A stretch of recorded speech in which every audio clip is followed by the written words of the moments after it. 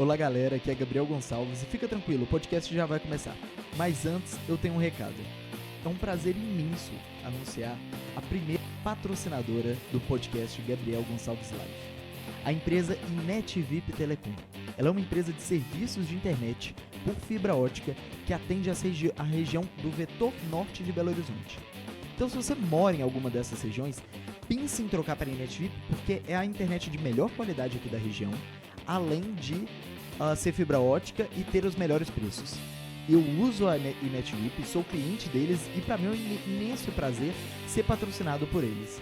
Inclusive é a internet que eu uso para fazer essas transmissões ao vivo. Então se você quiser entrar em contato com a NetVip Telecom, entre no site deles, netvip.com.br. Repetindo, netvip.com.br. Bora ao podcast. Olá a todos, seja bem-vindo para mais um episódio do podcast Gabriel Gonçalves Live.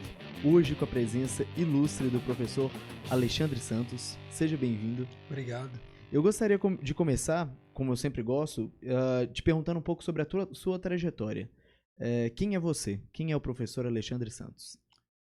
É legal quando as pessoas perguntam, né? Porque todo mundo espera um currículo acadêmico. Uhum. E eu gosto de me apresentar como o menino que não era burro.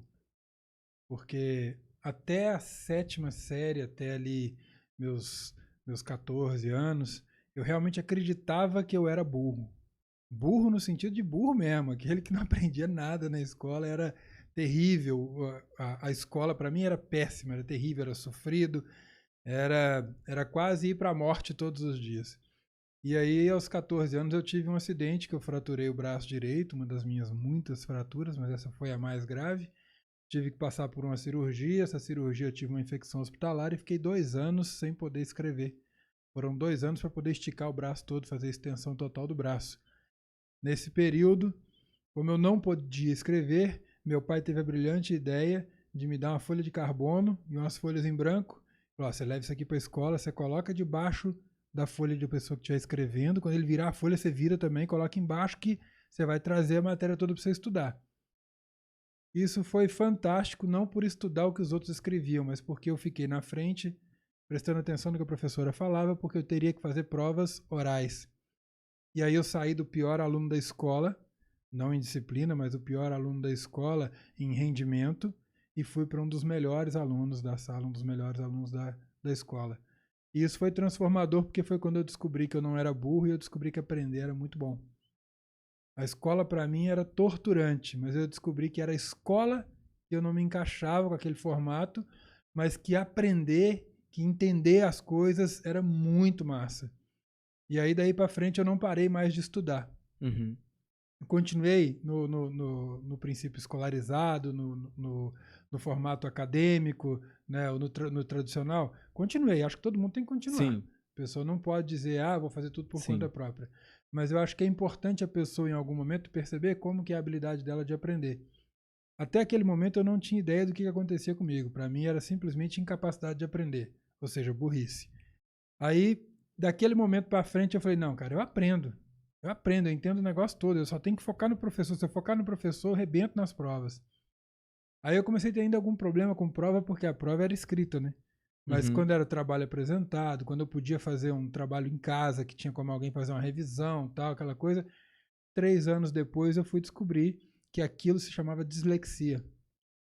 Eu já estava no ensino técnico, numa escola federal, e uma psicopedagoga me chamou e falou, olha, tem uma situação assim, o professor está incomodado, que você não escreve nada, tal, acho que você está colando o tempo todo. Aí eu expliquei para ela o que tinha acontecido quando eu quebrei o braço. Ela, vamos fazer uns testes. Fizemos uns testes, 2, 3 dias depois ela me chamou e falou, Alexandre, senta aqui, vamos conversar. Você tem um negócio que chama dislexia. Eu olhei para ela e falei assim, eu vou morrer?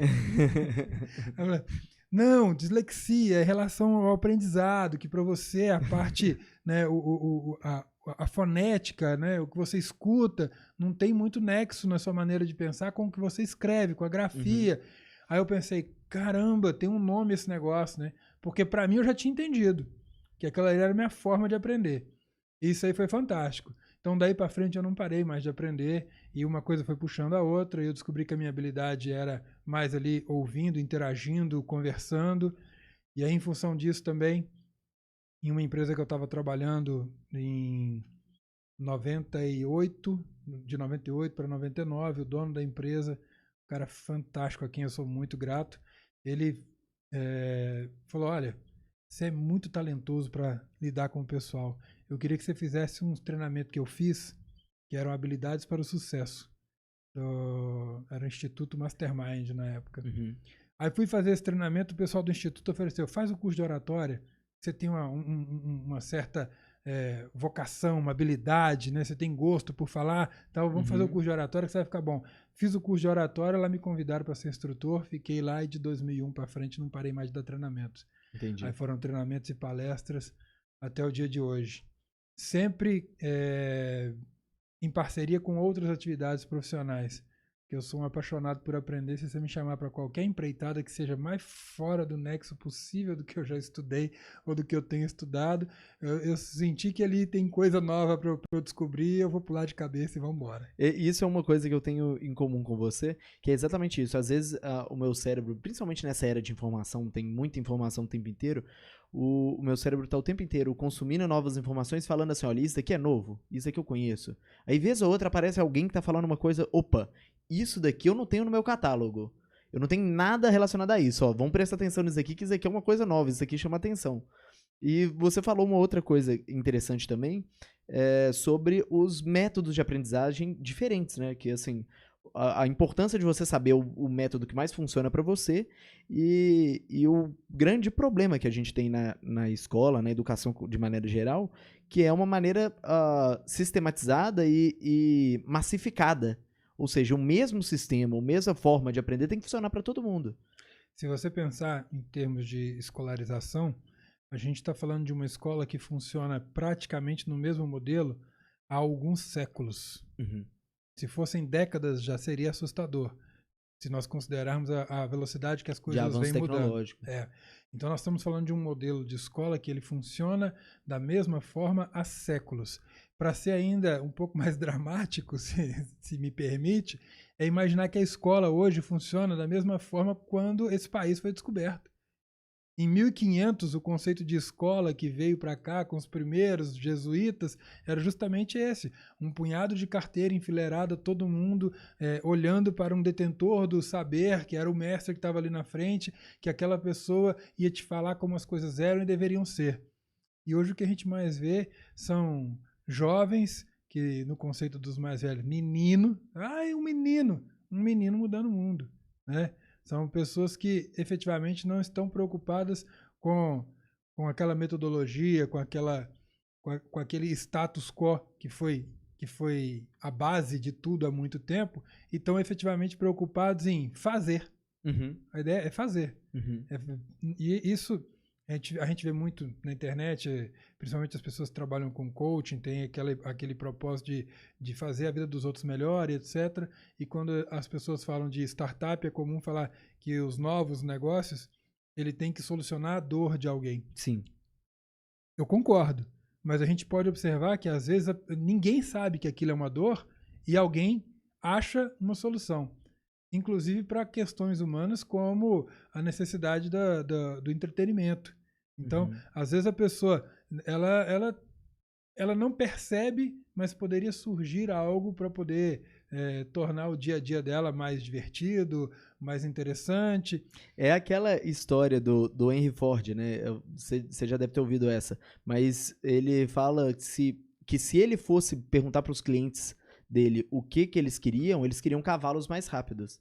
Só que quando você pergunta para o cliente o que ele quer, o que é a dor dele, você precisa pegar aquilo de uma maneira de trabalhar aquilo como uma informação e lapidá-la, porque nem sempre ele está respondendo o que você está perguntando. Então, às vezes ele não sabe o que é a dor dele no ponto de vista profundo e ele vai responder alguma coisa que está relacionada. Então, assim, cavalos mais rápidos, na verdade, o que as pessoas queriam eram meios de transporte mais rápidos, mais eficientes.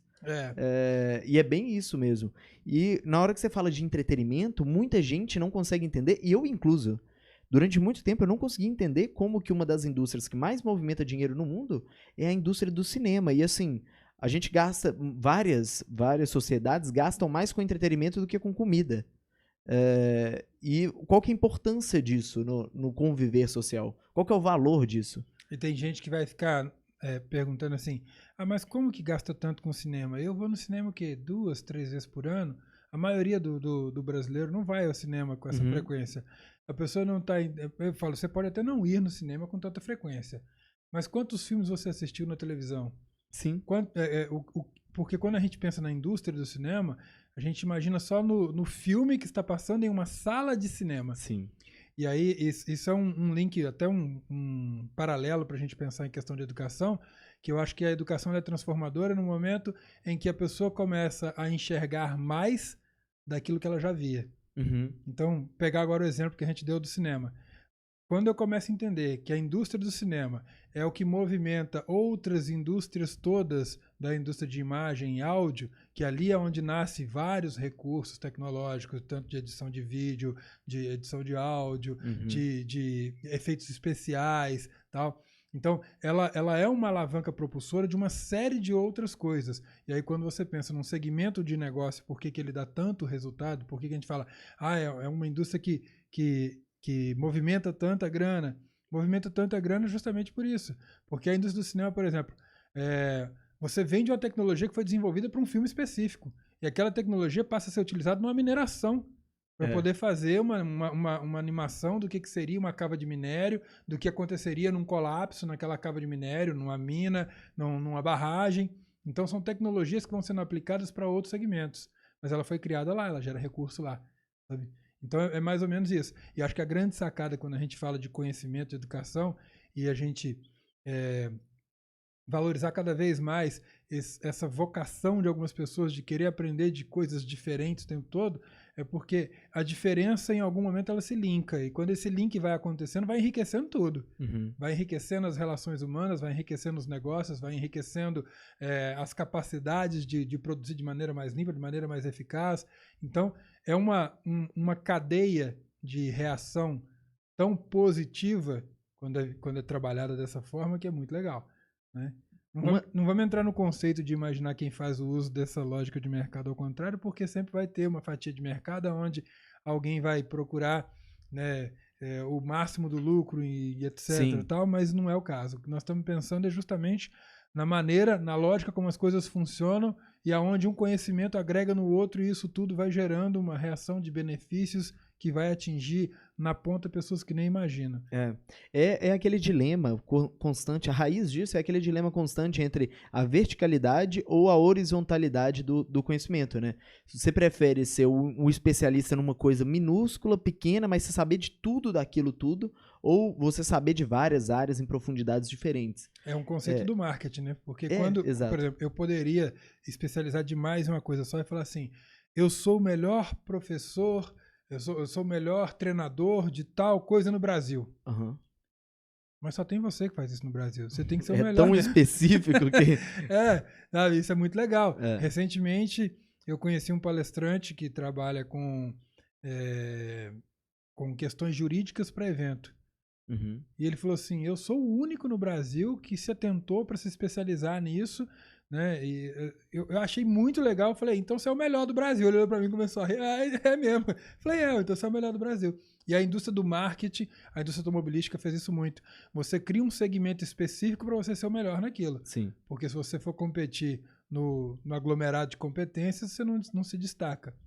Então a gente tem que dividir, né? Marketing de competências, porque no marketing é importante você ser muito bom numa coisa só. É legal. Não estou dizendo que não é legal, vale a pena. Mas, em termos de conhecimento, para aquilo que você sente em relação a tudo que você eu posso dizer por vivência própria que ter uma vivência, uma experiência, um conhecimento mais generalista é muito legal. Eu gosto demais dessa ideia do conhecimento generalista, e eu não acho que o marketing se exclui disso, não. Eu acredito que os profissionais que mais se destacam, na maioria das áreas, são aqueles profissionais que conseguem fazer uma transferência de conhecimento de outras áreas para aquilo. Então, assim, tem aquele... A gente estava até comentando um pouco antes, né, daquele famoso discurso do Steve Jobs em Stanford, que ele fala que se ele nunca tivesse aprendido caligrafia, talvez os computadores nunca na história, né, teriam fontes específicas. Porque ele fez um curso de caligrafia quando ele tinha lá seus 20 e poucos anos de idade, depois fundou a Apple, e colocou diferentes fontes dentro da Apple com o conhecimento dele de caligrafia. Quando ele fez o curso, ele não sabia quando que isso lhe seria útil. E é mais ou menos isso, que quando você tem interesse por diversas áreas, você está fazendo. Você está absorvendo ali um monte de conhecimento que você não sabe se você vai usar isso um dia, quando que você vai usar isso um dia. Mas uma hora ou outra, algumas dessas coisas, não vou falar todas, mas algumas dessas coisas você acaba utilizando e acaba sendo um diferencial. E no pior cenário, isso te torna uma pessoa com uma visão crítica mais ampla. Uhum. Ou seja, né, você vai ter uma capacidade melhor de entender as coisas que acontecem no seu contexto de vida e ser menos manipulável. E eu digo menos manipulável porque eu acho que ninguém pode ter hoje, no mundo que a gente vive, a prepotência de imaginar que ele não é influenciado pela enxurrada de informações, de coisas que acontecem o tempo todo. Sim. Então a gente é influenciado, a gente é sugestionado o tempo todo. Né? Eu fui no shopping trocar um eletrodoméstico que a gente havia comprado lá para casa, eu e minha esposa, e aí na hora que eu estava lá comprando, eu olhei para a prateleira e olhei e falei, podia comprar aquilo ali. Aí de repente eu falei assim, peraí, eu não vim aqui para isso. Neste momento eu estou sendo vítima de um processo que foi preparado para sugestionar, que é a compra por impulso, que a pessoa coloca algumas coisas que você sabe que eventualmente vai precisar e ela coloca numa posição estratégica para que eventualmente você vai passar lá e você vai falar assim, nossa, eu vou precisar. Pilha, você está num caixa de padaria, num caixa de drogaria, tá? Você olha sabe, aquele blisterzinho com 10 pilhas e você fala assim, nossa, acabou a pilha do controle outro dia, eu custei pra achar, tive que sair pra comprar, vou levar um negócio desse, deixar lá. Você leva, ela fica lá, perde a validade e a outra não acabou, você nem lembra onde guardou. Quer dizer, você foi sugestionado a fazer algo. Quando você está disposto a viver uma cultura mais generalista e conversar de várias coisas e saber de várias coisas, você começa a ficar mais atento àquilo que está sendo te oferecido de informação para te conduzir para o consumo, para te conduzir para o senso comum, para te conduzir a algum tipo de atitude e etc. E você começa a ficar mais atento a isso. Então, no pior cenário, a pessoa, pelo menos, ela fica meio que mais autônoma e menos vítima desses mecanismos que a gente vive neles. Eu concordo com você 100% nessa discussão, né, do generalista versus o especialista. Eu concordo em todas essas vantagens do generalista. Agora, atuando um pouco, como nós concordamos nesse ponto, atuando um pouco como advogado do diabo, por outro lado, o sistema educacional como um todo e o mercado cada vez mais exige uma hiperespecialização. Então, assim, a gente cada vez mais está vendo pessoas que estão entrando na faculdade e estão fazendo um diploma e já ingressam na faculdade, já começam uma pós, às vezes um mestrado, um doutorado, passa aí alguns anos da sua vida estudando para depois conseguir ingressar no mercado. E de uma certa forma, a gente também vê uma comoditização do diploma. A gente vê o diploma sendo espalhado por um monte de gente e isso torna menos valioso. E aí as pessoas, para suprir isso, acabam se especializando cada vez mais e mais e mais. Você acha que o mundo está caminhando para esse lado? Para esse caminho? Isso é tão legal, porque quando a gente olha para as grandes empresas e para aqueles cargos de encher os olhos, que a pessoa fala, nossa, o cara hoje é executivo da empresa tal. Sim. Coisas desse tipo, você vai ver que eles pedem uma coisa muito específica, e ao mesmo tempo buscam diversas outras competências. Eu quero um cara que seja especialista em investimentos de alto risco no mercado de valores internacional, com especialização em ações de movimentos... De empresas de petróleo, sei lá, alguma coisa assim. E aí vem um cara com aquilo tudo e ele perde a vaga para um que tem um pouco menos de qualificação, mas o cara morou no exterior, o cara trabalhou no McDonald's de balcão quando começou a vida dele, o cara, sabe, empreendeu, ele teve um lava-jato antes de sair do Brasil para poder estudar e aquilo tudo. Por quê? Porque você pede uma formação muito específica no sentido de nortear que você precisa de uma competência que dê conta de algo que é muito importante para a vocação daquela empresa. Mas você também quer que a pessoa traga outras habilidades. Sim. E essas habilidades, quase sempre as empresas estão buscando vivências e outras coisas que a pessoa fez. Por quê? Para poder trazer junto habilidades humanas. Uhum. É o que elas mais procuram. As grandes empresas, os grandes negócios, eles estão procurando pessoas que conheçam tecnicamente do negócio, mas que tragam no combo as habilidades humanas. Saber falar bem, saber interagir com as pessoas, liderar de uma maneira assertiva, sabe, de uma maneira propositiva, contornar situações com criatividade. Então, quando você olha para o mercado, por mais que em algum momento o mercado ou uma empresa peça algo extremamente específico, ele vai dar prioridade para aquele que tem a formação ou conhecimento específico, mas que teve diversas vivências diferenciadas. Sim. Porque é nesse momento que ele vai trazer competências que os demais não têm. E esse é o momento de se diferenciar, né? E essas competências é o que fazem a diferença, de fato.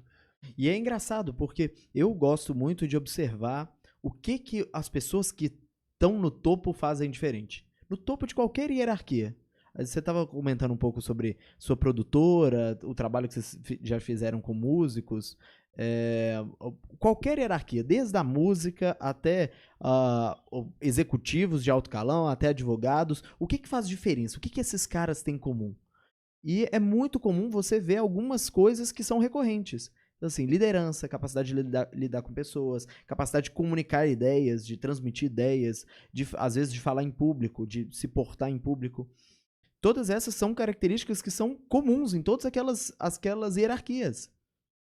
Gabriel, quando a gente começa a ter esse hábito de ficar observando as pessoas que são referência, a gente vai notar algumas coisas que são recorrentes em todos eles. Sim. Quem foi pioneiro no estudo disso foi Napoleão Hill, né? E quem já teve a oportunidade de ler ou de participar de algum treinamento... Eu já fiz o Mastermind também. Você fez o Mastermind. Então, quando a gente vai ver, a gente percebe que, no fundo, a gente está sempre falando de competências humanas. Há pouco tempo atrás, eu fiz uma palestra numa empresa de grande porte, e onde a marca da empresa tem um valor muito alto. E aí, logo no início da palestra, eu falei para todo mundo assim, o que tem de mais valioso nessa empresa? Praticamente todo mundo, a marca. Porque a marca, o nome da empresa, vale mais do que todo o patrimônio que ela tem lá em equipamentos e etc. Uhum. Aí eu peguei e falei assim, então, a marca é o que tem de mais valioso nessa empresa. Então nós podemos tirar todo mundo aqui e deixar todo mundo 90 dias de férias, que a marca por si só garante a continuidade do negócio. Aí foi aquele choque. Não, 90 dias não, hein? 90 dias a concorrência, né? Nós vamos perder mercado demais. Eu falei, qualquer empresa, seja ela qual for, a marca pode ser gigantesca, extremamente reconhecida, valiosíssima. Estou falando de Apple, Google, qualquer uma. Se você tirar todas as pessoas de lá e deixar essa empresa sem nenhuma pessoa... Alexandre, empresas de tecnologia artificial e etc. Ela vai parar de evoluir se não tiver pessoas. E daqui a pouco outra engole ela. Uhum. Se você tira pessoas do negócio, você está falando daí para frente só de parede, papel, computadores, circuitos, fios, etc. Numa outra palestra, já falando num outro nível, eu estava palestrando numa escola, né? E aí na escola eu peguei e falei com os garotos, eu falei, olha, vocês nasceram com o celular. O parto de vocês foi filmado com o celular. Mas o pai de vocês nem sabia o que era isso quando já era adolescente ou adulto. E vocês vivem num mundo onde vocês estão tão imaginando que a realidade é só essa, que vocês não conseguem imaginar o que pode acontecer se a gente tirar de vocês só a eletricidade. Nada além disso. Eu só preciso tirar da tomada. Aí o menino falou assim, quando falta luz na sua casa? Aí o menino, falta luz, eu pego o telefone e ligo para a operadora da energia. Você pega o telefone para ligar porque seu telefone tem bateria e a antena do celular também tem bateria. Mas se nós deixarmos todo mundo sem luz durante 12 horas, a sua bateria acaba, da antena também acaba, daqui a pouco acaba tudo. E eles vão perder totalmente a referência de tudo que eles fazem no dia a dia. Hoje a gente faz alguns treinamentos, a gente leva executivos para fazer vivências em hotel fazenda, etc. E uma coisa muito interessante é você pegar a pessoa e desconectar ela. Então tem coisas assim que para a pessoa é meio chocante, assim, do tipo, E aí, quando eu falo disso para jovens, eu falo assim, neste momento agora, você está sem celular, está sem energia elétrica, sem tudo. Nós temos que criar um projeto aqui, tirar do zero, fazer com as próprias mãos, fazer fogo, fazer um punhado de coisa. Aquilo é tão desafiador, tão louco, que eles têm a sensação que eles estão vivendo coisas que eles estudaram que era da época pré-histórica. E eu falo, não era pré-histórico.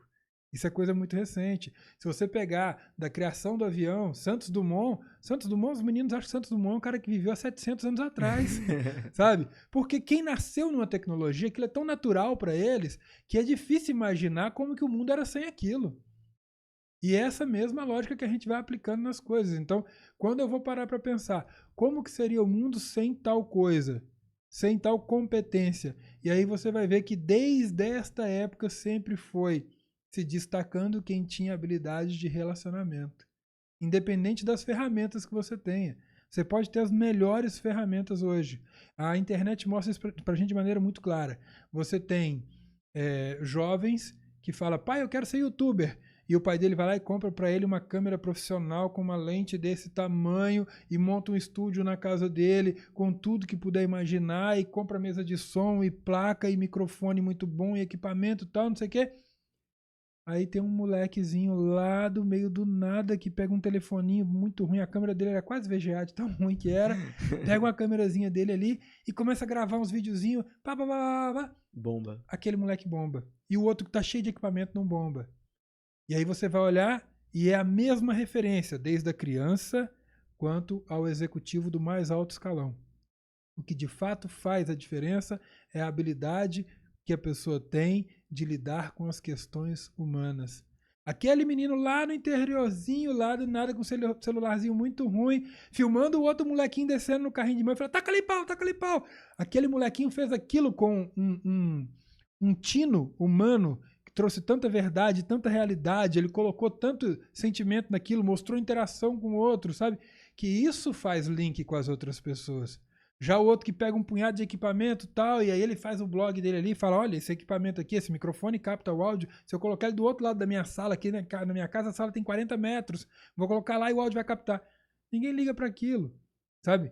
Então, quando você vai ver... Não é sobre ferramentas, né? Não é sobre ferramentas. O grande executivo é justamente isso. O mercado te pede que você conheça as ferramentas.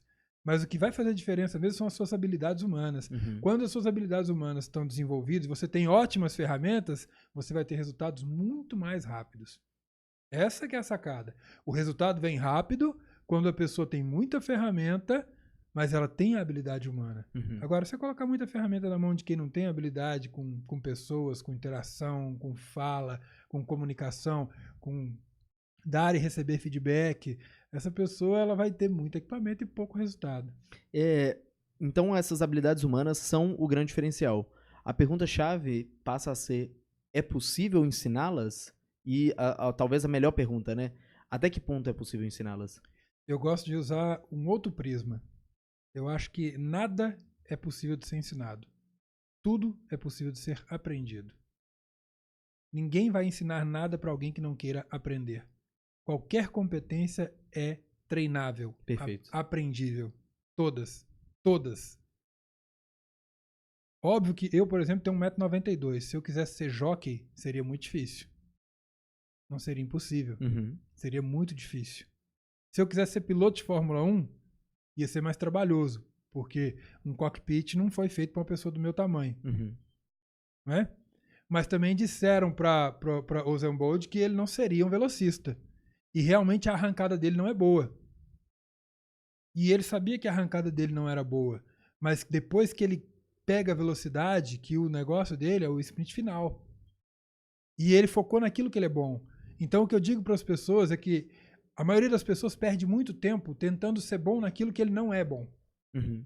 Sendo que se ele focar naquilo que ele tem habilidade, ele vai se destacar. E aonde falta habilidade vai ser suprimido em algum momento.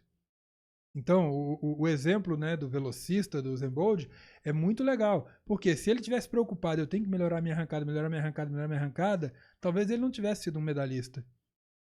Mas ele deixou... se você pega agora para poder assistir, você vai ver que praticamente em todas as corridas, ele larga, ele é o último, ele sai por último. E ele vem, mas ele sabe exatamente onde é que está o foco, aonde é que ele explode, aonde que ele chega. Isso serve para todo mundo. Serviu para mim quando eu descobri a dislexia. Ou seja, não adiantava eu ficar tentando copiar a matéria e escrever, porque naquele momento eu estava prejudicando todo o resto. A partir do momento que eu parei de copiar matérias, parei de ficar pensando se eu estava trocando uma letra ou não e conferindo no quadro aquela loucura toda, quando eu saí disso e falei assim, poxa vida, eu sou bom em ouvir e falar com as pessoas. E eu passei a ouvir meus professores e falar com eles. Aí minhas notas explodiram. E isso suprimiu os meus problemas com escrita. Minhas notas nos vestibulares, a nota de redação nunca foi a melhor. E todos os pontos que eu perdia, ou era por erro na pontuação, por gramática, alguma coisa desse tipo. Mas essa pontuação que eu perdia, ela passava a ficar pequena perto do resultado que eu tinha no contexto, no desenvolvimento da ideia e etc. Então o que eu digo para as pessoas, não fique focado em melhorar aquilo que você não é bom. Dedique mais tempo naquilo que você é bom, sabe? É dar polimento na sua arte, no seu talento. E aí, quando você me pergunta, todas as habilidades são ensináveis? Nada é ensinável. Tudo é aprendível, sabe? Assim, você quer aprender? Se quer aprender, aprende. Agora, se a pessoa não quer aprender, você pode colocar o melhor professor do mundo, o melhor equipamento com ele, ele não vai aprender. Sim. Então, a grande sacada que eu falo enquanto professor é despertar nos outros o interesse. É ver o que aquele conhecimento pode ser transformador, pode ser enriquecedor, pode ser benéfico para a pessoa. Quando a pessoa chega neste momento dela perceber assim, é interessante aprender isso. Por que é interessante? Porque ela começa a ver os desdobramentos daquilo. Matemática para mim não era interessante na escola. Quando a pessoa fala assim, nós vamos aprender a fazer equação de segundo grau, eu pensava, isso vai servir para quê? Mas matemática, eu me lembro a primeira vez que eu achei uma aula de matemática interessante, quando um professor foi ensinar estatística. E ele já fez de imediato estatística, ele já chegou para ensinar, não vamos aprender sobre estatística, porque quando você vai olhar sobre o futebol, sobre o esporte e tal, eu sempre gostei de esporte, aí você vai entender porque o cara acerta tantas bolas em relação a isso, ou seja, tal. Aí eu falei, isso aí me interessa. Então você tem que primeiro despertar o interesse do aluno, de quem quer que seja. E aí, realmente, nada é ensinável, mas tudo a gente aprende. Se tiver interesse, a pessoa vai aprender. Seja o que for. E a pessoa pode falar, eu tenho a maior dificuldade do mundo. Olha, pode vir de questões que estão vindo do lado do berço. Né? Para quem acredita em reencarnação, talvez até de outra vida. Né? Mas eu posso dizer que acredito, até pelo pouco que eu estudei da área de formação humana, da psicologia, que realmente coisas que a gente foi influenciado, sugestionado desde criança, influenciam muito. Quando a gente está em treinamento de oratória, a gente vai trabalhar com a pessoa, uma das coisas que a gente faz no diagnóstico da pessoa na habilidade de comunicação é perguntar para ela qual foi a sua pior experiência comunicando. E aí é comum a pessoa me trazer uma experiência da época que ela era criança.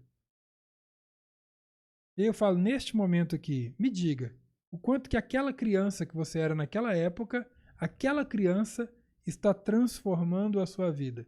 O quanto que aquilo que você fazia enquanto criança de fato modifica a sua vida hoje. Quebra barreiras, né? Assim. A pessoa não sabe muito bem, mas eu falo, você ainda está, muitas das vezes, todos nós, ainda estamos considerando vivências que nós tivemos na infância, etc., e levando aquilo como verdades. A gente tem inúmeros exemplos disso, cases, de pessoas que de repente ela tem um start e fala, nossa, eu acredito nisso desde criança e não é assim, sabe?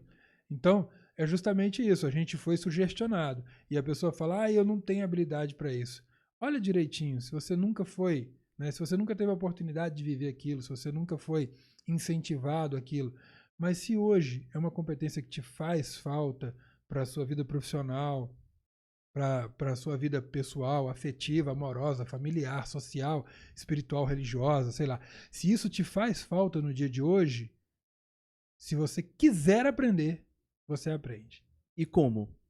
Acho que agora a pergunta final, porque a gente está falando especificamente, acho que nesse caso é bom a gente direcionar o filtro para a sua área, para a área que você tem mais especialização, né? A área que você dá palestras, que você dá os cursos, os treinamentos, que é a área de oratória.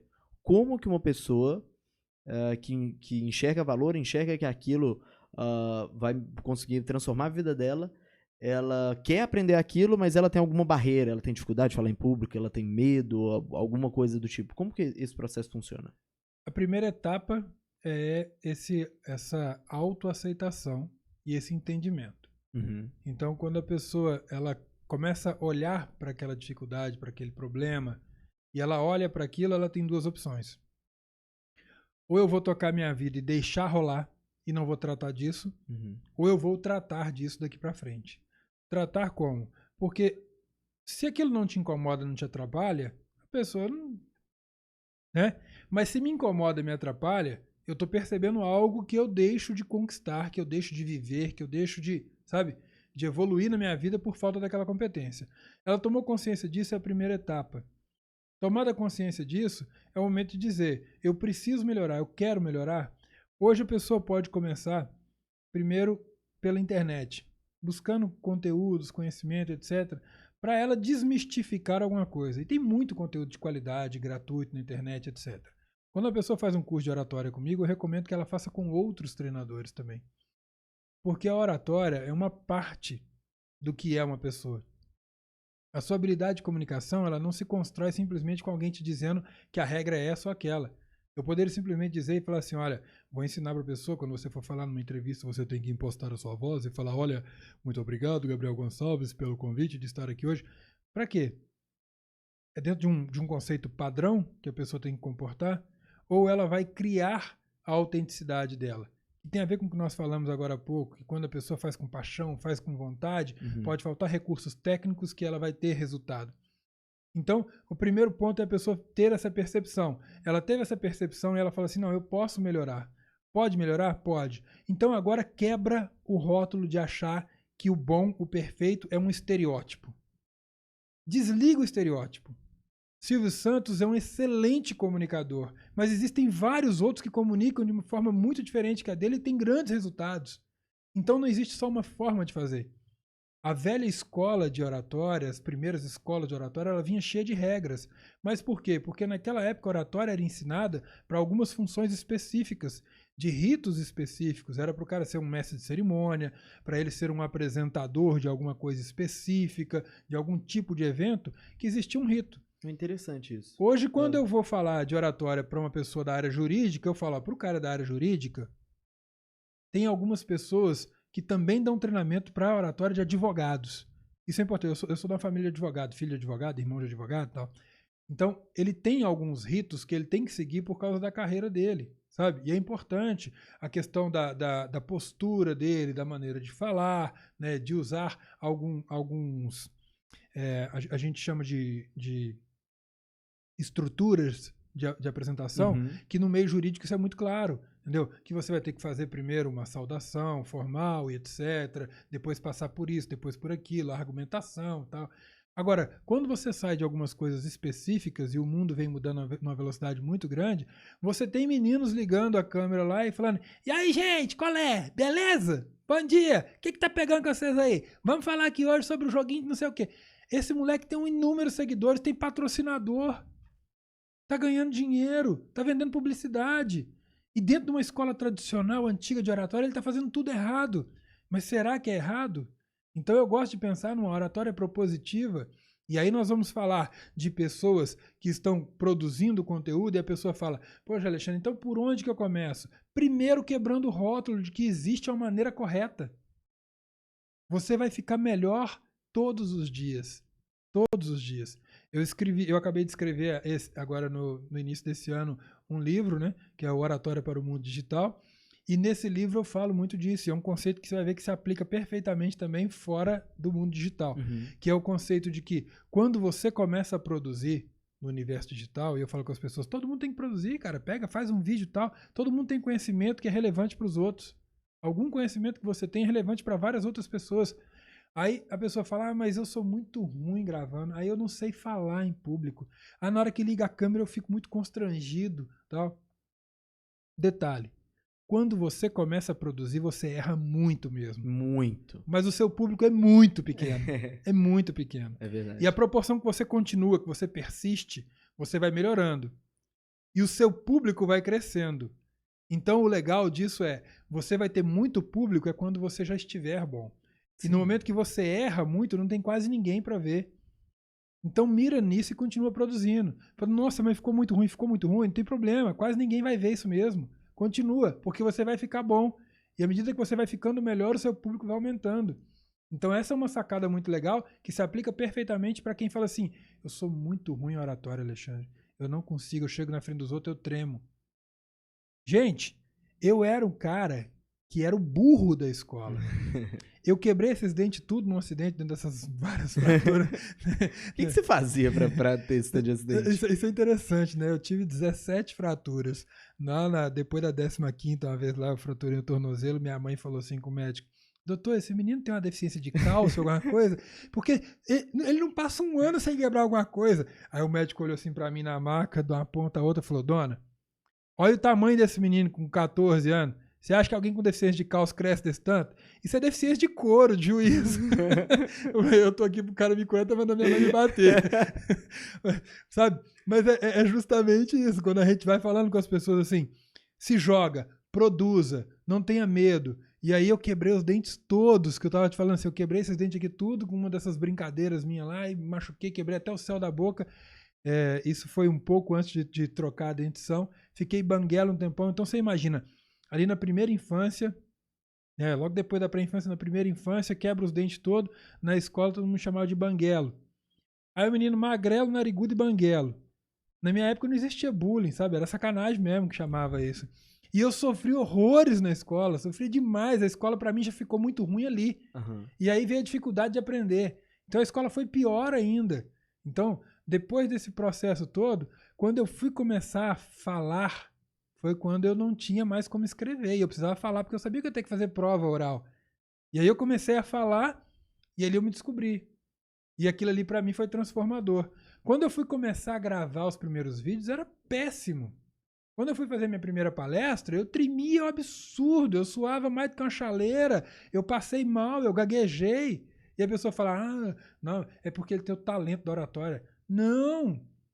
É construído, né? É vontade de querer aprender aquilo, sabe? Eu precisava aprender aquilo. Eu queria aprender aquilo, eu fui aprendendo. Então é essa mesma lógica. Se a pessoa quiser aprender, ela vai aprender.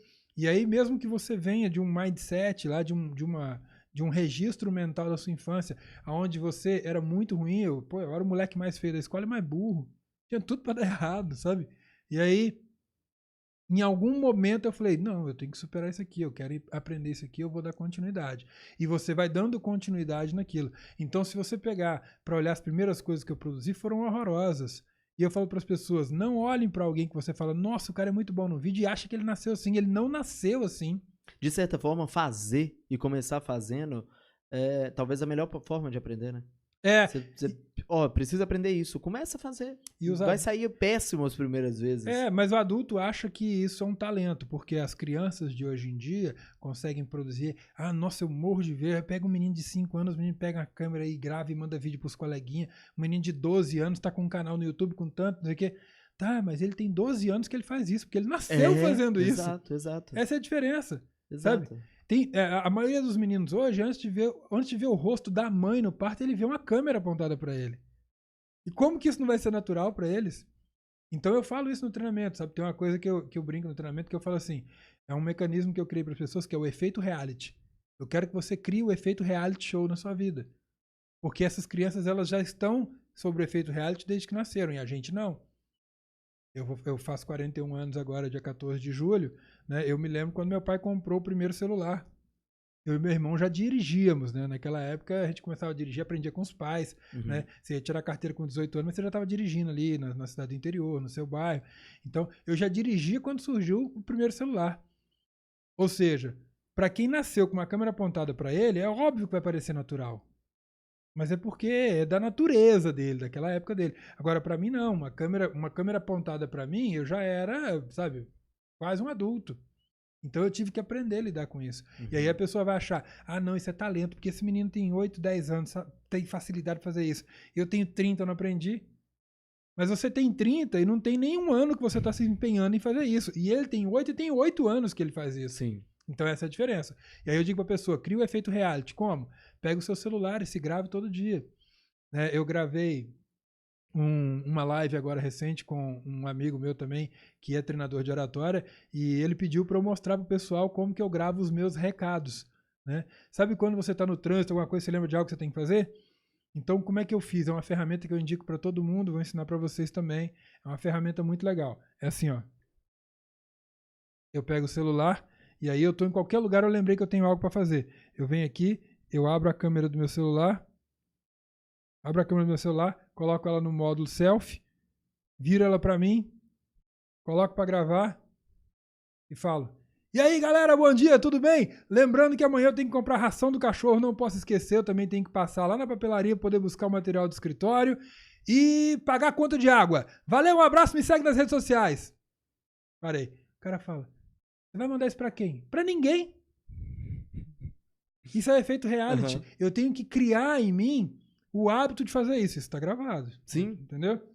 E aí, quando eu preciso relembrar algumas coisas que eu tenho que fazer, eu abro o vídeo. Neste momento eu também estou vendo como é que eu estou gravando, qual que é o entusiasmo que eu estou falando com o meu público e tal. Postura, a entonação de voz, E tudo isso. eu vou exercitando uma coisa ali que é o mais importante, sabe? Criar um conforto com aquilo que eu preciso fazer nos meus vídeos comerciais. Que é fazer uma saudação pro pessoal, é pedir para me seguir no final, entendeu?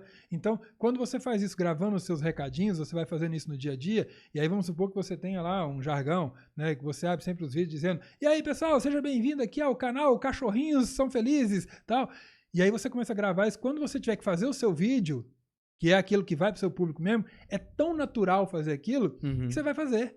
Sabe? Com uma facilidade incrível. Então, isso tem a ver com o que você me perguntou agora há pouco. Ah, dá para aprender qualquer coisa? Dá, se você quiser. Porque a pessoa acha que é doido. Eu vou falar assim, já teve gente que riu de mim. Assim, na fila da loteria para poder pagar uma conta, eu pego meu celular. "E aí, pessoal, tudo bem? Como é que tá? Eu tenho que passar na casa do meu pai daqui a pouco para poder buscar a chave do escritório que ficou com ele. Valeu, um abraço." Aí o pessoal começou a rir na fila, né? E eu falo assim, pode rir, não tem problema. Sabe? Eu tô empenhado num projeto de desenvolver uma habilidade. Sim, sim. E a pessoa fica pensando assim, esse cara vai mandar pra quem? Esse cara é famoso? Ele tá pensando que ele é quem que tá interessado que ele tem que buscar? Cachorro no pet shop, coisa desse tipo, sabe? Não é. E aí se depois a pessoa falar assim, ó, você tem canal no YouTube, alguma coisa? Eu falo, olha lá, professor Alexandre Santos. Aí o cara vai olhar lá e ele não acha nada dessas loucuras. Mas ele acha um outro conteúdo de qualidade. Então você tem que estar disponível. Você tem que estar com vontade de aprender. Porque a vontade de aprender, ela vai batalhar diretamente com os seus medos, os seus receios, os seus pré-conceitos. E eliminar de vez o auto-julgamento, porque a gente se julga demais. Tem medo de errar o tempo inteiro, né? Muito, muito. E isso eu acho que é uma das coisas, a gente tá falando o tempo inteiro de aprendizado, de aprender coisas. Uma das coisas que mais travam adultos é isso, né? O medo de errar. Agora há pouco eu estava dando uma entrevista para um amigo que tem um canal, ele é coaching e trabalha com o ensino da língua inglesa, né? E ele me pediu assim, dá uma dica para quem quer aprender, né? A gente estava falando sobre educação, porque para quem quer aprender, quem quer entender um pouco mais assim, às vezes tal. Eu falei assim, dica maravilhosa, infalível, aprenda a rir dos seus erros. Que é um outro exercício que eu passo no treinamento, sabe? Eu falo assim, grave coisas para você rir de você mesmo. Na hora que você errar, brinca com o seu erro. Eu tô gravando um vídeo, eu entro no estúdio, vamos gravar um vídeo para um treinamento, para alguma coisa e tal. Aí eu tô gravando, né, e na hora que eu tô gravando aqui, vai sair uma palavra errada ou fale alguma coisa. Aí eu olho pra câmera e começo a debochar de mim mesmo, brincar, entendeu? Aí, sabe? Solta uma palavra Sim. errada lá, aí começa a imitar um personagem, outro.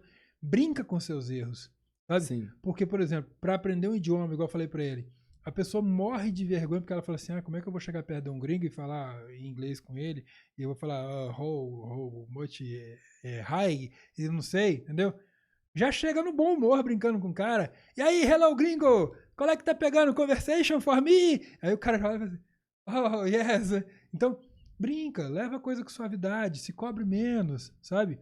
E aí, a partir desse momento, as coisas ficam mais leves, você se julga menos, você produz mais. Na hora que você assusta, você vai olhar para os seus resultados e fala, uau, nossa, tanto que eu evoluí, olha o que eu tô fazendo, não achei que eu ia chegar até aqui.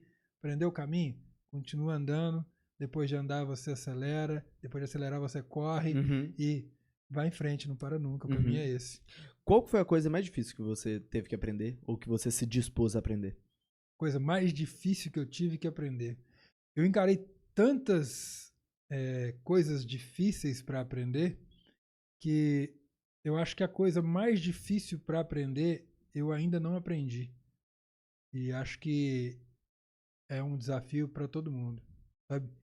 É se compreender, é o tempo todo estar se entendendo para não se julgar tanto. Eu acho que a coisa mais difícil de aprender é aprender a se compreender.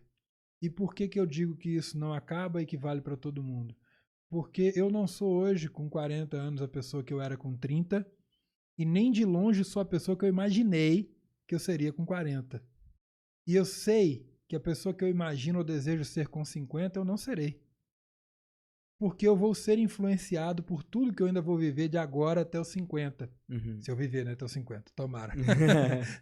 Então, eu sei que eu vou ser influenciado, que eu vou ser transformado por tudo isso. Então, por mais que eu queira que isso seja um processo previsível, ele nunca vai ser. Então, para mim, a coisa mais difícil é estar o tempo todo me reaprendendo, me policiando para me redescobrir, para me reentender, para me revalorizar, né, nos meus valores humanos, meus valores pessoais e em todos os níveis possíveis, né? Então, eu acho que esse que é o grande desafio, assim, a gente está sempre se reaprendendo. À medida que cada dia, quando eu vou fazer um treinamento, que eu vou dar uma palestra, falei disso com a minha esposa recentemente, eu vou dar um treinamento, as pessoas vão lá para aprender algo comigo. E quando eu saio de lá, principalmente nos treinamentos menores ou nas mentorias, eu vou embora com tanta ideia nova, porque a vivência da outra pessoa foi exposta para mim também, assim como a minha para ele. E às vezes a pessoa acha que só ele absorveu muito conhecimento naquele dia ali comigo, porque o professor estudou pra caramba daquilo ali e tal. Eu vou embora um vulcão, cara, de empolgação com tanto que eu aprendi com os meus alunos. Sabe? Eu acho que isso é a coisa mais difícil de aprender. E por que isso é o mais difícil de aprender? Porque se você parar de olhar para isso, parar de se policiar em relação a isso, você vai parar de desenvolver essa habilidade, você começa a ficar refratário, você começa a ficar engessado e parado ali onde você chegou. Se não começar, regredir. Exatamente, exatamente. E a gente está vivendo numa sociedade que cada vez mais exige essa multidisciplinaridade, né? Aquilo que a gente está falando lá no início. Agora eu acho que a pergunta que eu quero lhe fazer é o que você está aprendendo nesse momento? Quais são as próximas habilidades, competências que você está buscando aprender? Estou aprendendo nesse momento que, independente de onde quer que eu esteja, se eu estiver atento, eu vou sair de lá um pouco maior em conhecimento e em habilidades. Uhum. Por exemplo, aqui hoje, né?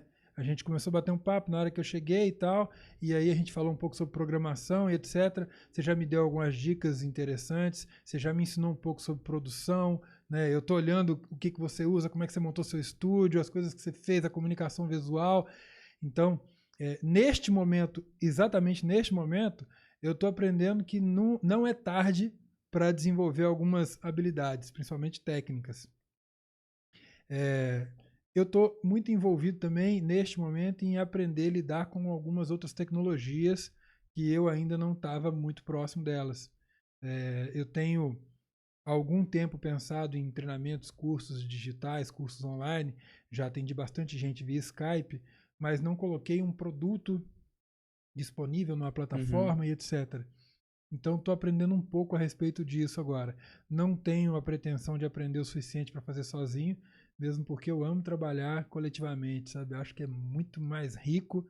Eu quero aprender o suficiente para poder conversar com quem faz junto comigo, sabe? Para poder contribuir, para poder, de fato, ele tá inserido no contexto do que está acontecendo. Mas eu estou aprendendo um punhado de coisa, sabe? E estou aprendendo que a gente não precisa esperar por grandes projetos, por redes de televisão e etc., para poder produzir conteúdo de qualidade, sabe? Conteúdo de qualidade é muito legal. Conheci o seu trabalho há pouco tempo, conheci o seu canal há pouco tempo, através de amigos que você entrevistou também, e é uma coisa muito legal de se aprender, é indicar coisas novas para as pessoas, assim. Então, indicar, falar, cara, assiste isso aqui, é muito bom, tal. Porque tem muita coisa de qualidade, acessível, e que às vezes as pessoas não sabem, né? Vão passar muito Exatamente. tempo sem saber. A ideia desse podcast surgiu com dois propósitos, com dois objetivos, vamos chamar assim, né? Um objetivo pessoal. Eu sempre gostei de conversar com pessoas que têm ideias diferentes, pessoas que pensam de maneira diferente, enfim, que nesse tipo de interação que a gente mais cresce. É aquilo que você estava falando do curso, né? Dos cursos que você dá. Quando o grupo é pequeno, quando rola aquela interação, é os momentos que a gente mais aprende. E esse sendo o objetivo pessoal, o objetivo meu. E o segundo objetivo é passar um conteúdo para frente. As pessoas, normalmente, assim, do meu ciclo de amigos, enfim, às vezes têm dificuldade de entender como que eu tô gastando tanto tempo criando conteúdo, fazendo isso, mas eu acho que é essa mudança de paradigma desse novo mercado, que cada vez mais as pessoas querem informação, querem conhecimento, já existe uma abundância, mas, ao meu ver, tá faltando uma certa curadoria desse tipo de informação. Que tipo de informação as pessoas estão colocando na internet? E tem muita informação legal, tem muito conteúdo para entretenimento, mas eu acho que ainda falta alguns conteúdos de informação curadas, sabe? Tipo assim, o que a pessoa tá falando? Que tipo de conteúdo é aquilo? De onde que vem aquilo? Vem de experiência pessoal? Quanto tempo que aquela pessoa tem no mercado, sabe? As pessoas falam que a internet é muito democrática, né? Porque Exatamente. todo mundo pode colocar o que quiser lá. E eu digo que a gente tem que ter muito cuidado, porque as pessoas, às vezes, mais velhas, a gente tá batendo um papo com alguém lá dos 50, 60 anos, e a pessoa fala assim, nossa, não, eu não tenho paciência pra internet, cara. A internet é um negócio muito chato, sempre as mesmas coisas. Eu falo, não, é porque tem algoritmos que eles vão ficar te mostrando aquilo que você procurou, porque ele acha que é do seu interesse. Então, procure colocar na internet diariamente algo que você não teria interesse, para você ficar abrindo novas janelas. E aí, quando você fala que seria interessante ter uma curadoria, eu faço a proposta de sermos os nossos próprios curadores, nesse sentido, assim. Exatamente. Sabe? Eu de vez em quando jogo uma coisa na internet que é totalmente fora do meu nexo, assim, porque eu ouvi alguma coisa a respeito. Por exemplo, a pessoa precisa trocar uma tomada na casa dele, ele não tem essa habilidade. Ele vai lá e olha um vídeo lá de tomada. Começa a aparecer um punhado de propaganda de loja de material elétrico querendo vender para ele. Eu passei por isso recentemente, né? Que eu tinha que mexer numa tomada, numa coisa lá. Aí o que eu fui procurar? Eu falei assim, peraí, como é que eu posso enriquecer um pouco mais? Aí eu fui lá e coloquei assim, me explique a eletricidade. Tem umas aulas do canal Futura sobre eletricidade que é fantástico. Mas é muito legal. É muito legal. Pra que você está assistindo isso? Pra quê? Tudo que você aprende vai te ampliando, sabe? E é muito massa. Porque quando você fala assim, alguns amigos falam assim, eles não entendem, tá? Pensam, por que eu tô perdendo tempo? Realmente pode ser perder tempo para pessoa que já está focada em alguma coisa, ela está fechada naquilo ali, ela definiu que, né, ela não quer ampliar o mundo dela. Agora, eu não tenho dúvida de que você ainda vai entrevistar inúmeras pessoas de competências muito controversas entre elas, e que tudo isso que você vai vivenciando, vai conversando, etc., vai fazer de você, em um determinado momento, a pessoa que você nem imagina ainda que será. Então, quando as pessoas falam assim, nossa, acho o Mário Sérgio Cortella genial, acho o Jô Soares genial, entendeu? Genial porque são pessoas que estão o tempo todo catalisando conhecimento de todos os lados, sabe? E à medida que você está disposto a ouvir o antagônico, etc., isso é muito massa. Então, você é uma pessoa que quando alguém pensa, você está perdendo tempo, tipo assim, poxa vida, o cara gasta o tempo dele, grava esse negócio de graça, ninguém paga para ele lá, ele não paga para ninguém, que ele tá ganhando dinheiro com o quê? O que isso está valendo a pena? São coisas que não são mensuráveis em dinheiro. Exatamente. E que às vezes demandam algum tempo para elas mostrarem o valor que ela tem. Então essa é a diferença, por exemplo, do cara lá que vai fazer aquela entrevista de emprego e que o cara pede um especialista e no final ele pega um cara que é especialista também, mas o cara teve um carrinho de cachorro quente, depois ele foi para Nova York, foi em Graxate, de lá ele trabalhou num outro negócio e tal. E aí o cara fala, esse cara tem uma vivência, uma experiência. Então, eu acho que a gente é meio próximo, assim, nessa vocação, sabe? De enxergar o quanto que a gente vai se transformando, se enriquecendo com o conhecimento que a gente troca de uma pessoa com a outra e tal. É um processo que é impossível você compreendê-lo olhando pra frente, olhando pro futuro. Mas quando você olha pra trás, tudo faz sentido. Legal. Faz total sentido, assim, eu ter aprendido. Deixa eu pegar um exemplo pessoal meu. O próprio curso técnico que eu fiz ensino médio com técnico em informática.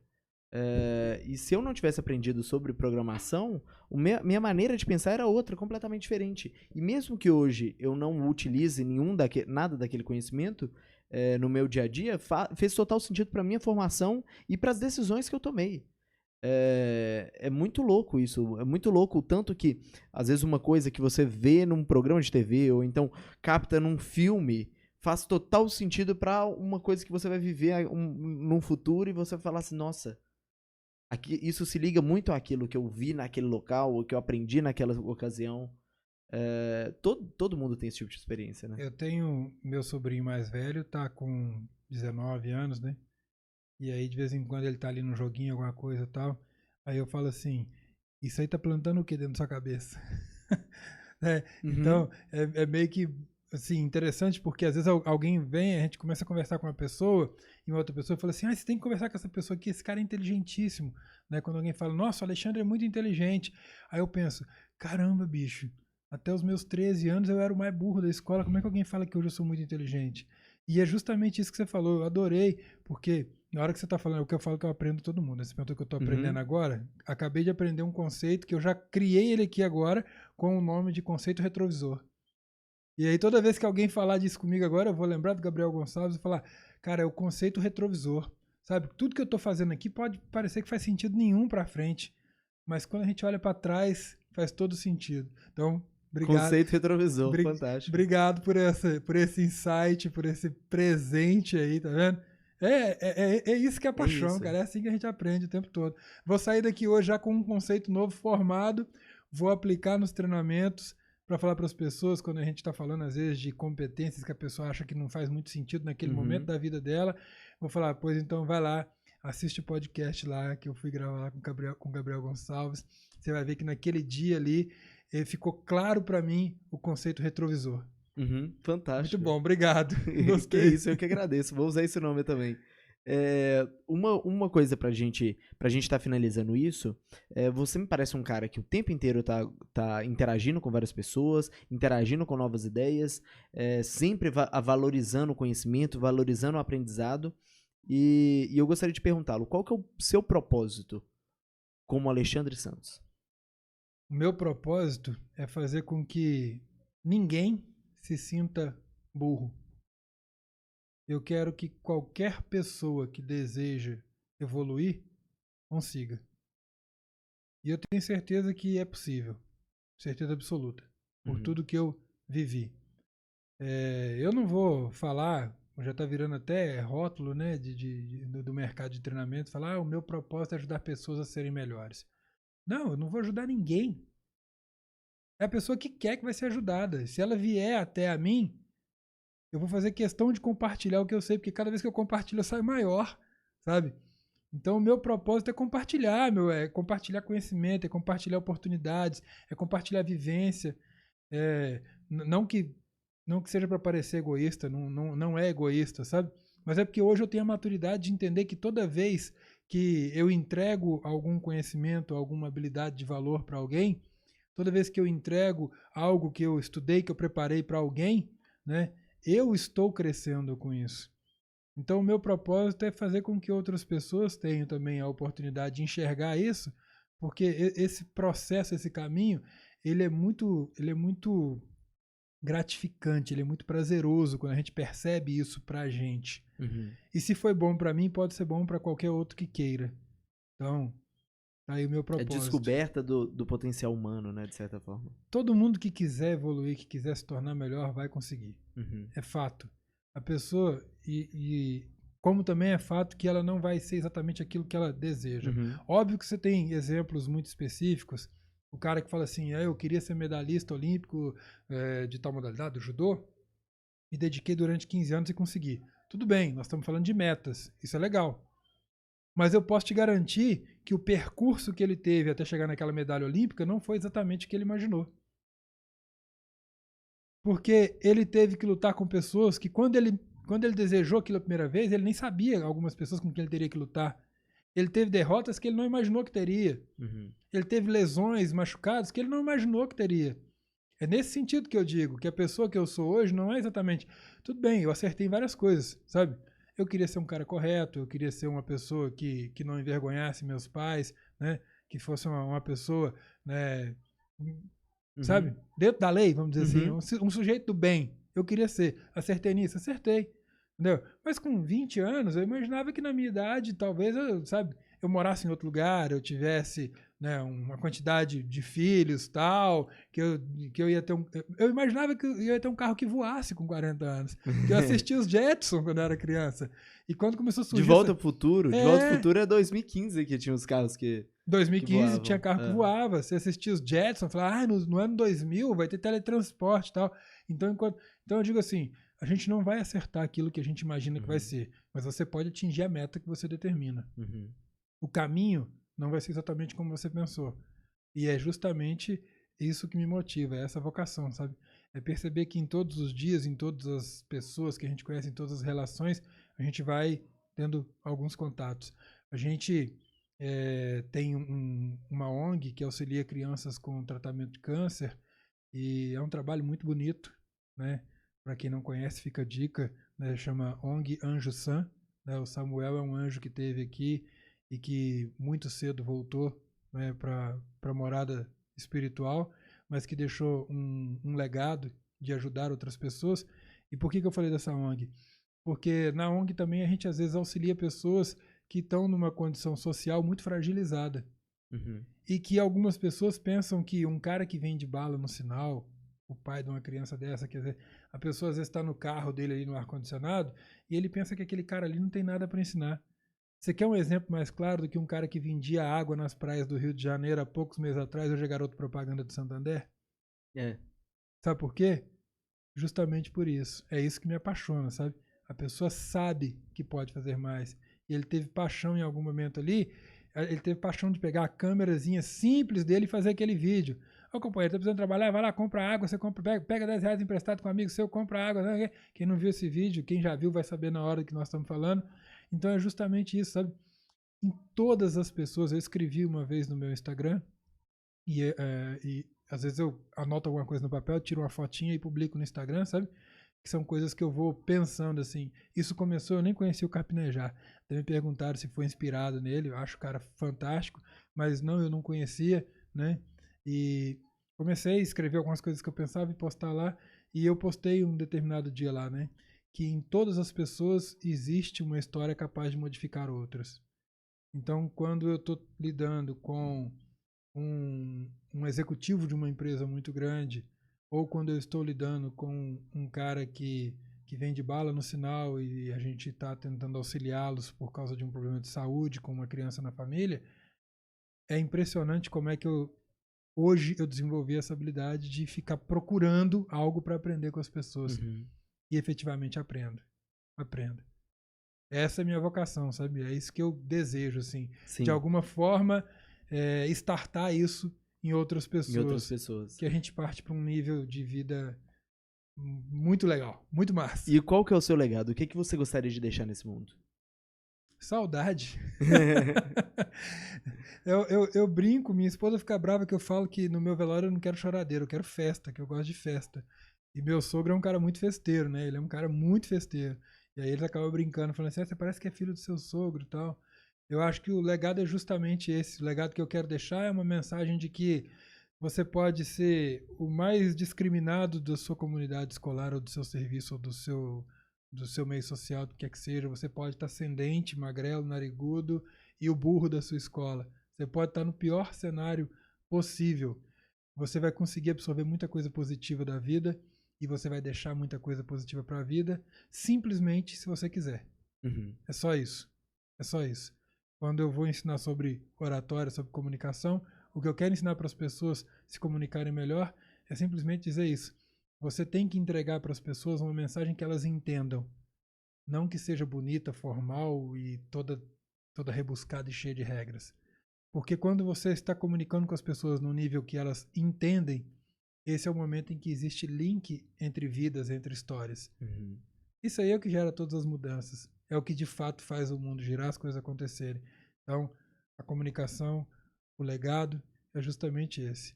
É fazer link. E se de alguma forma tudo que eu vivi, as coisas que eu acredito e que eu compartilho com as pessoas impactar a vida de alguém de uma maneira positiva, fechou, atingiu o legado. Alexandre, muito obrigado pela sua presença. Antes de finalizar, eu gostaria de saber qual mensagem você gostaria de deixar para as pessoas que estão assistindo a gente agora ou ouvindo a gente agora e onde que elas podem te encontrar. A primeira mensagem é que se isso faz sentido e foi bom para você, compartilha, porque a gente tem que valorizar uma iniciativa igual essa. Gabriel, obrigado pelo convite. Gabriel Gonçalves é uma iniciativa muito legal. A gente precisa de mais pessoas assim no mundo. A gente precisa fazer com que isso seja visto e replicado, né? Então, se você gostou, curtiu, compartilha. Por quê? Porque a gente tem estatísticas de que tudo que as pessoas veem de fake news, de bobagem, etc., elas compartilham muito mais que coisas positivas. Uhum. Então, a minha mensagem é justamente essa. Fique muito atento se você está multiplicando aquilo que você gostaria no mundo ou se você está multiplicando aquilo que estão te empurrando. Então, multiplique coisas boas. Quanto mais você multiplica coisas boas, mais coisa boa acontece na sua vida, mais a gente vai transformando as coisas para melhor. E independente de onde quer que você esteja, do que quer que você faça, em todas as vidas existe algo capaz de modificar outra. Você tem, assim como todas as pessoas têm, algo importante e que vai contribuir para uma outra pessoa. Então vamos multiplicar as nossas competências, compartilhar os nossos conhecimentos. O mundo precisa disso. Você está de parabéns pela iniciativa, pela boa vontade e dedicação para fazer isso acontecer. Adorei estar aqui, fico super feliz e espero voltar depois com um livro, trazer um livro para você. Fantástico. Muito obrigado pela presença, Alexandre. Eu que agradeço. Parabéns. Obrigado.